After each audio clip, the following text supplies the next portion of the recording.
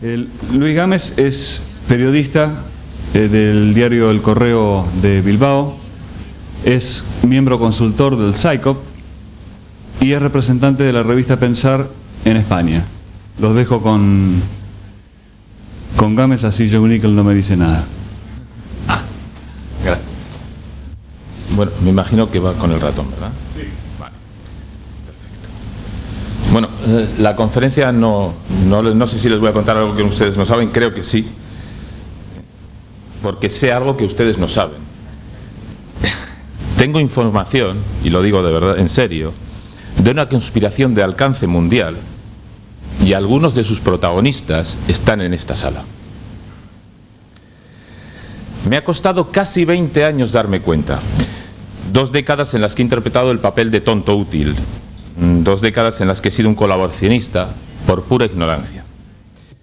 Ahora solo espero que los que les voy a contar, en el tiempo que tenga, sirva para que la gente conozca la verdad y para que otros como yo, que creen de buena fe en lo que hacen, a pesar de encontrarse en el bando equivocado, se den cuenta del engaño. Muchos de ustedes se encuentran en la misma situación que estaba yo hasta hace, digamos que muy poco. Otros, los menos, algunos han pasado ya por este estrado, son conscientes de lo que hacen. Son algunos de los ideólogos y estrategas de la conspiración que hoy voy a denunciar. Espero que haya periodistas, porque esto es importante. Todos conocen la historia oficial, y recalco oficial, del SAICOP. Nació en la primavera de 1976 en Buffalo, Estados Unidos, a instancias de Paul Kurtz, al que han visto, un profesor de filosofía de la Universidad del Estado de Nueva York, que organizó un encuentro titulado Los nuevos irracionalismos, la anticiencia y la pseudociencia. En aquella conferencia se presentó el Comité para la Investigación Científica de las Afirmaciones de lo Paranormal, entre cuyos fundadores había gente conocida como Isaac Asimov, Martin Gardner, Phil Klass, James Randi y Carl Sagan. 3 décadas después de aquel encuentro de unos personajes, de unas cuantas personas en Búfalo, el SAICOP, considerado por algunos, y fíjense, la policía de la ciencia, es el más poderoso de una red mundial de grupos creadores de opinión que se extienden desde Japón hasta el Reino Unido, desde Canadá hasta Argentina, este señor, tengan cuidado, y desde Egipto hasta Sudáfrica. ¿Cómo se ha llegado a esta situación? Pero por favor, ¿alguien puede creerse que un oscuro profesor universitario organiza un grupo y de repente extiende sus tentáculos por todo el mundo sin apoyo de alguna oscura organización? ¿Alguien puede creerse que personajes como Isaac Asimov, o como Carl Sagan, o como el recientemente fallecido Philip Klass, o como Joe Nickel, con perdón, trabajaran por amor al arte en esta organización? Claro, se entiende mucho mejor si uno va a los orígenes del SAICOP. ¿Crees que es accidental que la organización naciera en Estados Unidos y que participaran personajes como Klass y Sagan? Despierten, porque lo tienen claro. Abran los ojos.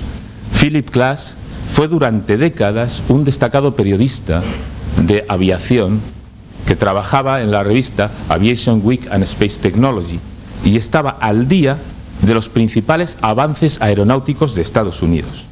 Y ya antes de su implicación en este movimiento, se le relacionaba con la CIA por su tendencia a explicar todo ovni como gases, rayos en bola y cosas parecidas.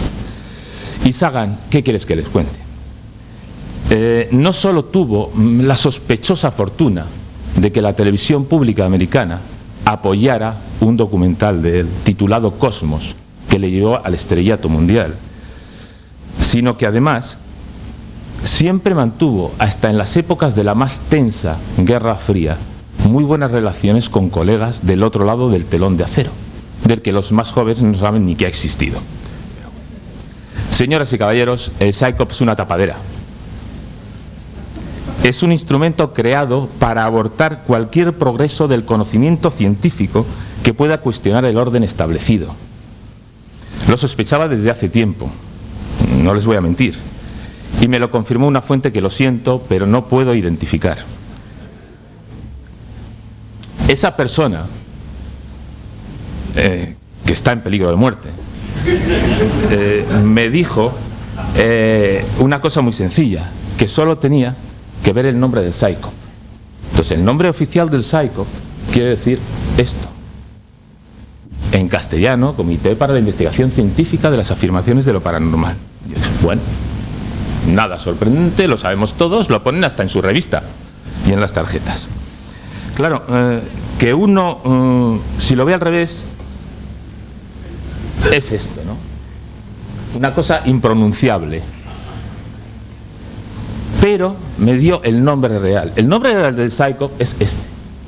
Plan de Vaya. Conspiración. Plan de censura e infiltración en la comunidad científica. Uno lo ve claro si echa una ojeada a la lista de miembros del SAICOP. Hay destacados representantes de todas las disciplinas de la ciencia, que actúan como caballos de Troya en sus respectivas especialidades para desacreditar cualquier idea innovadora. Fíjense en Joe Nickel y los milagros, por ejemplo, que vaya contra el dogma. Y lo mismo sucede con el resto de las llamadas organizaciones escépticas.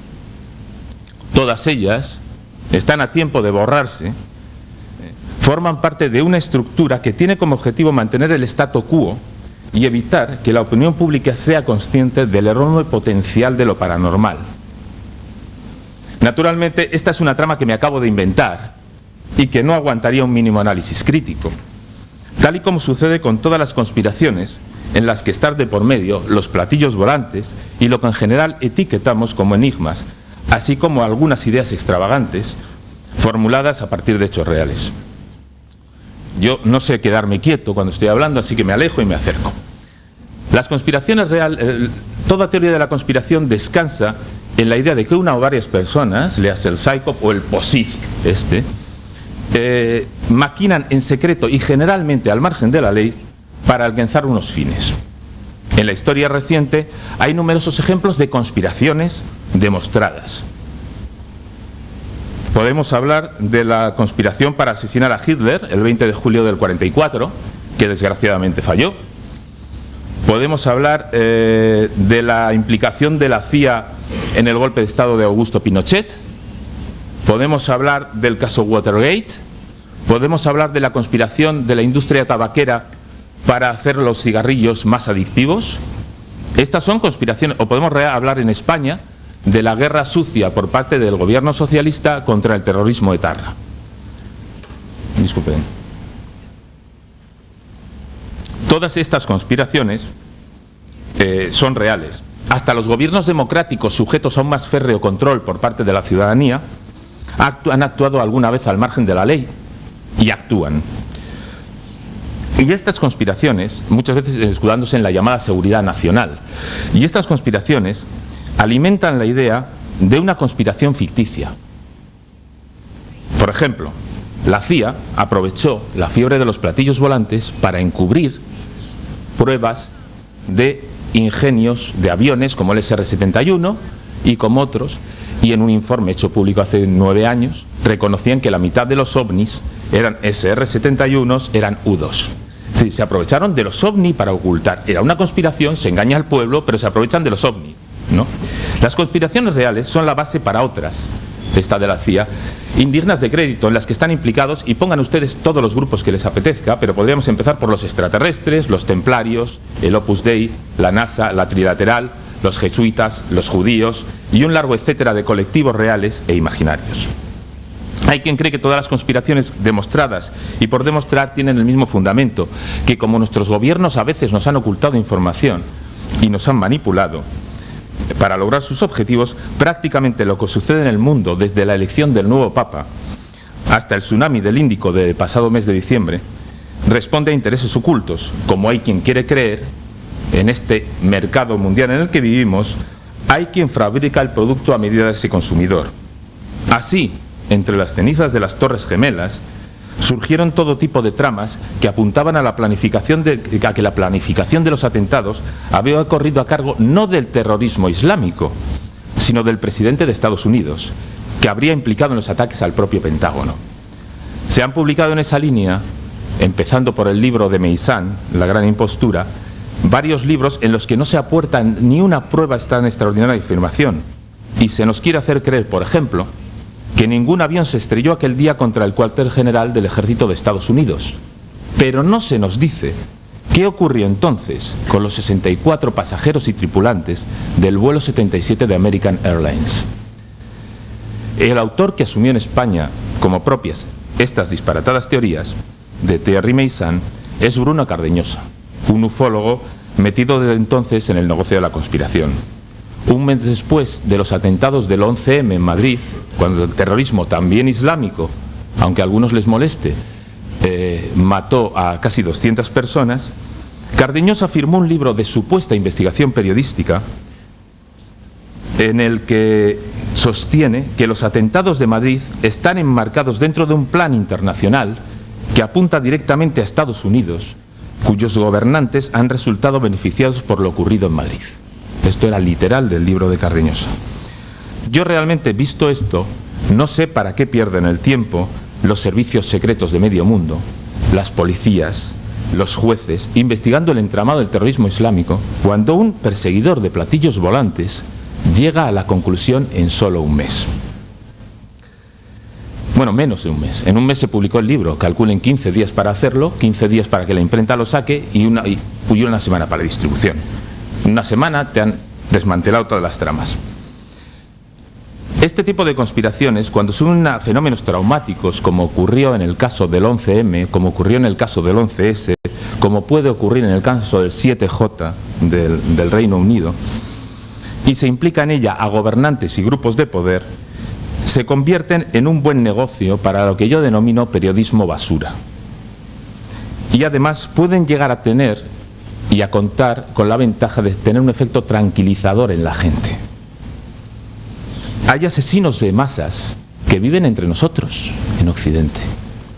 Hay asesinos de masas que pueden haberse educado en nuestras escuelas y ser seguidores del mismo club de fútbol que tenemos nosotros, y que solo no se diferencian en nada exteriormente a ninguno de los que estamos aquí, hasta que llega el momento en que se tienen que diferenciar y hacen de lo que ha hablado nuestro amigo Jorge Alfonso, y se suicidan matando a mucha gente. El periodismo basura, frente a esa indefensión de no saber dónde están esos asesinos, nos ofrece a unos culpables. No importa que esos culpables no existan, no importa que no sean los auténticos culpables, aunque algunos sí sean muy torpes. Es más fácil y, por supuesto, más rentable achacar en el mundo árabe los 270.000 muertes del tsunami del Índico a pruebas secretas de armas hechas por Israel, Estados Unidos e India, como se ha hecho, que admitir que la naturaleza, a veces con la colaboración de los políticos, pero esta vez no tanto, es un planeta, que el mundo es un planeta vivo, que algunos fenómenos no podemos tener respuesta a ellos, que cuando un volcán erupciona sobre una ciudad está condenada a desaparecer generalmente, y que lo que falló en diciembre de 2004 fueron los sistemas de alarma y de protección civil de los países implicados. No voy a hablar de Nueva Orleans y a criticar a George Bush, porque haría las delicias de algún amigo estadounidense y tampoco es cuestión. Pero ahí se unió a la naturaleza a la impericia de un gobierno, es evidente. Según la teoría de la conspiración, el mundo está dividido en tres clases de personas: los que manejan los hilos, la masa ignorante y los valientes que lo revelan todo. En esta sala los conspiradores son Joe Nickel, Benjamin Radford, Alejandro Borgo y las otras figuras destacadas del movimiento escéptico mundial. La mayor parte de ustedes son los que ignoran que los primeros persiguen lo que los primeros persiguen hasta que yo se lo he contado. Yo soy el arrepentido de turno, el Pablo de Tarso que les dice, les intenta abrir los ojos y les intentaría vender algún libro. No he traído la portada porque todavía no lo he escrito, pero puedo hacerlo en cualquier momento. Lo que pasa es que tampoco les he dado muchas pruebas, ¿verdad? He hablado de historia oficial, he hablado de oscuro profesor universitario, he hablado, simplemente he culpado a unos por ser de Estados Unidos, a otros por trabajar en una revista haciendo periodismo de aviación. Pura banalidad. Siguiendo ese principio puede demostrarse cualquier cosa, y jugando con las siglas. Así podría haber dicho que las siglas de Alternativa Racional a las Pseudociencias, la organización cuyos estatutos redacté en el año 86, ocultaban en realidad a la Asociación para la Represión del Pensamiento, que es también ARP. Pero claro, eso hubiera sido tirar piedras sobre mi propio tejado. Y aquí, que quede claro de una vez, yo soy el bueno. O sea, como contrapartida a su fácil elaboración, este tipo de montajes no aguanta la mínima reflexión. Veamos un ejemplo, al margen de dónde están los desgraciados pasajeros del vuelo de American Airlines. Prácticamente un tercio de la población estadounidense, y diría yo que de todo el mundo, duda de que Neil Armstrong, Buzz Aldrin y otros 10 hombres pisaran la Luna entre 1969 y 1972. Para esas personas, los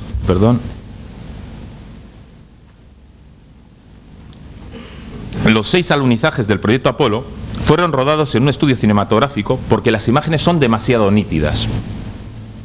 En ellas no se ven estrellas, y si hubiera sido realidad, se habría vuelto hace tiempo al satélite. Sin embargo, y tenemos el recuerdo muy cerca, casi 40 años después, lo que tenemos es problemas para que unos astronautas vuelvan sanos y salvos de la Estación Espacial Internacional, que se encuentra a 400 kilómetros de altura, prácticamente una milésima parte de la distancia que separa la Luna a la Tierra. Es decir, hace 40 años fuimos a la Luna. Ahora mismo, en 2005, somos incapaces de recorrer una milésima parte de la distancia sin que todo el planeta viva pendiente de los 7 tripulantes del Discovery.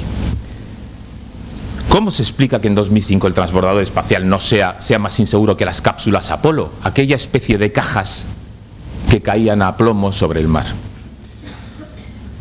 Muy sencillamente, el proyecto Apolo fue un montaje de principio a fin, y las naves se dejaban caer desde un avión a gran altura sobre el Pacífico en una escenografía ideada por Stanley Kubrick. Sería ideal, ¿verdad? Es lo que dicen los ideólogos de la conspiración. Sin embargo, la conspiración lunar, y ya estoy atento, es, por desgracia para sus promotores, fácil de desmontar. Para empezar, hay un argumento que nada tiene que ver con la ciencia, que los puede tirar abajo. ¿Cómo es posible que los soviéticos no denunciaran el engaño si todo fue un montaje? ¿Cómo es posible que el Kremlin se dejara engañar por el Departamento de Efectos Especiales de la Casa Blanca? ¿Por qué los rusos no llegaron primero haciendo lo mismo en un estudio? Existen numerosas incongruencias en el discurso conspiranoico sobre las misiones Apolo en forma de rocas, de imágenes lunares. Las 10 fotos que ustedes conocen del Apolo 11 son parte de las cientos de fotos del Apolo 11. Hay algunas que no están en absoluto bien enfocadas, pero se sacan las mejores, hombre. No vamos a hacer el tonto, ¿no? Y hay cosas, por ejemplo, también hay las grabaciones que se dejan caer cosas en la Luna. Sin embargo, una exposición mediocre y sesgada como la mía del principio, o la exposición de Bill Kaysing en el libro We Never Went to the Moon, que es el primero que habla de la conspiración lunar y data de 1974, puede llevar a la gente a olvidarse de la realidad y dar crédito a algo que no lo tiene por qué tener. Por ejemplo, hablemos brevemente de qué pasa con el infiltrado arrepentido. Caso de Bill Kaysing. Bill Kaysing se presenta como empleado de la NASA que trabajó en la compañía Rocketdyne que fabricó los motores de los cohetes Saturno. Así nos lo venden siempre. Hay un problema. Este hombre fue bibliotecario de Rocketdyne. Abandonó Rocketdyne en el 63, bastantes años antes de que empezase a desarrollar los motores del Saturno. Y si ustedes leen su libro verán que es una mala fotocopia en el que el atractivo por el que se hacen las cosas en Nevada es, por ejemplo, porque hay chicas en Las Vegas. Y así los astronautas se divierten. Un caso más descarado aún de manipulación es el que implica a un periodista supuesto de investigación español, Santiago Camacho, quien sostiene en un libro 20 grandes conspiraciones de la historia, que María Blizinski, astrónoma del Observatorio de Greenwich, no se explica por qué no se ven las estrellas en ninguna foto lunar. Yo les reto desde ahora a ustedes que saquen una foto a su novia a la noche con su máquina de fotos con un cielo estrellado de fondo, y si no salen las fotos, pues a ver quién conspira. Si no salen las estrellas, a ver quién conspira. Bueno, yo cuando leí estas declaraciones de María Blizinski pensé que se las sabía y que simplemente esta persona no existía. No existía. Bueno, pues no es mentira, María Blizinski existe. María Blizinski es astrónoma y María Blizinski trabaja en el Observatorio de Greenwich, pero jamás ha dicho lo que afirma Camacho. María Blizinski se enteró por un amigo mío quien me mandó luego la información, y si ustedes buscan en internet Blicinsky y aterrizajes en la Luna, encontrarán cientos, miles de referencias que dicen que lo que dijo que ella no ha dicho. Pero ahí está, la mentira sigue multiplicada. ¿Qué podemos concluir de todo esto antes de que Alejandro me fusile? Que hay conspiraciones y conspiradores, sin ninguna duda, y que los ha habido y los habrá siempre, pero que no hay ninguna prueba, más bien todo lo contrario, de que tramas del estilo del Código Da Vinci, una novela que pretende hacer pasar por hechos históricos cosas que nunca han sucedido, o We Never Went to the Moon, de Bill Kaysing, o La Gran Impostura de Meissan, o El Incidente de Charles Berlitz y William Moore, tengan la mínima base real. Lo razonable no es ni negar que hay conspiraciones, ni afirmar que vivimos en un mundo regido por ellas. Nos guste o no, las hay. Todos tenemos en nuestros gobiernos demasiadas conspiraciones y recuerdos de ellas. Pero eso no significa que tengamos que creer todo lo que nos cuentan y que lo que nos pasa es producto de contubernios. Claro que es más fácil, a mí me viene muy bien, y psicológicamente tranquilizador, culpar, por ejemplo, de nuestro estancamiento profesional a un malvado colega antes que a nuestra incapacidad o entrega en el trabajo. Con las grandes conspiraciones, esas que ocultan secretos impensables, marcianos bajo el Área 51, por ejemplo, y en las que participan decenas de miles, cuando no centenares de miles de personas, sin que ninguna sea capaz de filtrar la menor prueba. Claro, no hay secreto peor guardado que el que guarda mucha gente. En cuanto un secreto lo saben dos, uno lo cuenta. Y en cientos de miles de personas nunca lo cuentan. Con esas conspiraciones basta en la mayoría de los casos con aplicar el sentido común para echarlas abajo, con preguntarse por qué los rusos no han denunciado que los americanos no llegaron a la Luna, cuando no se podían ni ver el Kremlin ni la Casa Blanca. Quizás sea eso lo que tengamos que hacer los escépticos de cara al gran público y olvidarnos de grandes discursos. Simplemente puede ser lo más efectivo. Muchas gracias.